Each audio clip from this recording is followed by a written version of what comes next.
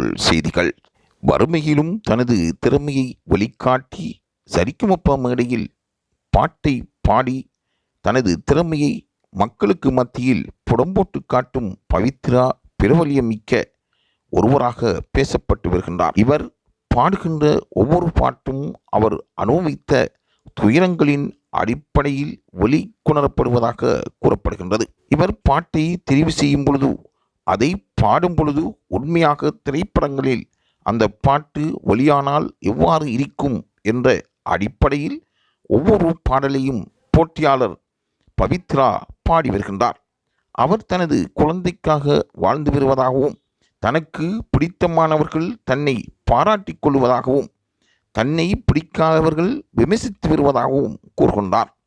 அவர் ஒவ்வொரு பாடலும் தெரிவு செய்யும் பொழுது எதிர்கால வாழ்க்கைக்காகவும் அவர் அனுபவித்த துயரங்களை அறிந்தும் அவர் பட்ட கஷ்டங்களுக்கு மத்தியில் தான் வெற்றி பெற வேண்டும் என்பதற்காக பவித்ரா பாடி வருவது குறிப்பிடத்தக்கதாகும். ஆகவே சரிகமப நிகழ்ச்சியில் வெற்றி பெறக்கூடிய பாடல்களை பவித்ரா பாடி வருவதால் இவரும் வெற்றி பெறுவாரோ என்ற எதிர்பார்ப்பு பலருக்கு மத்தியில் இருந்து வருகின்றது.